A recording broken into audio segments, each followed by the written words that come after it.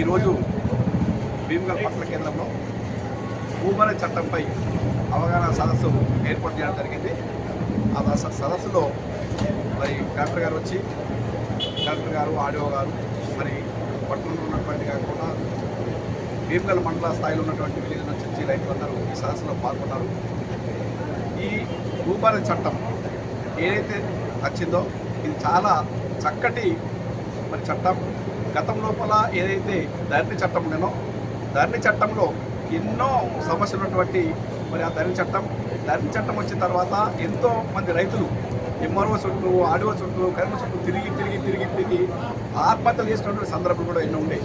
మరి అట్లాంటి సందర్భంలో మరి మన తెలంగాణ రాష్ట్రంలో కాంగ్రెస్ పార్టీ అధికారంలోకి వచ్చిన తర్వాత మరి మన ముఖ్యమంత్రి రేవంత్ రెడ్డి గారు, మరి రెవెన్యూ శాఖ మంత్రి, మరి వాళ్ళు కేబినెట్ అందరూ ఈ చట్టం పైన మరి చాలా చర్చ జరిపి వివిధ రాష్ట్రాల్లో ఉన్నటువంటి ఈ రెవెన్యూ చట్టాలు ఏ విధంగా ఉన్నాయి, వివిధ రాష్ట్రాల్లో ఏ విధంగా అమలవుతున్నాయని చెప్పి ఒక 17 రాష్ట్రాల నుంచి మరి అక్కడ ఉన్నటువంటి వ్యవస్థ ఏ విధంగా కొనసాగుతుందో దానంతా సేకరించి మరి మన రాష్ట్రంలో కూడా మరి మంచి చట్టాలు తీసుకొచ్చి రైతులకు ఏ భూ సమస్యలు అయితే ఉన్నాయో మరి భూమిని నమ్ముకున్నటువంటి రైతులు మరి ఎన్ని బాధలు పడుతున్నారు, ఆ బాధలు పోవాలంటే ఏ విధంగా చట్టాన్ని మనం అమలు చేస్తే బాగుంటుంది అన్నటువంటి సదుద్దేశంతో మరి మన ముఖ్యమంత్రి గారు, మన రాష్ట్ర కేబినెట్ అందరూ కూర్చొని ఈ చట్టంపై మంచి అవగాహన తీసుకొచ్చి భూభారత చట్టాన్ని తీసుకొని రావడం జరిగింది.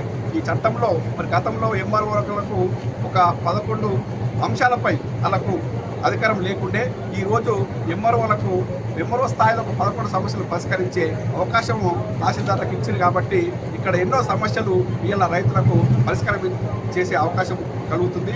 దాంతోపాటు ఒక రెవెన్యూ ఇక్కడ ఎంఆర్ఓ దగ్గర కానటువంటి కొన్ని సమస్యలు ఏమైనా ఉంటే మిగిలిపోతే అవి ఆర్డీఓ లెవెల్లో మరి మనకు పరిష్కారమయ్యే అవకాశం ఉంది.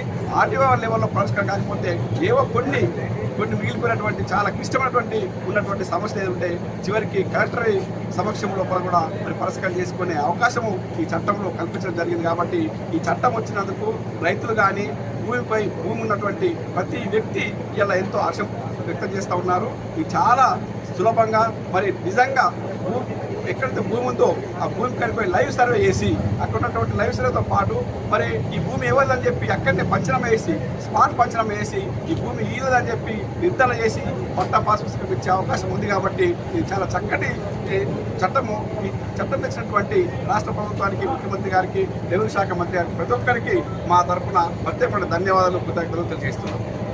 జై కాంగ్రెస్.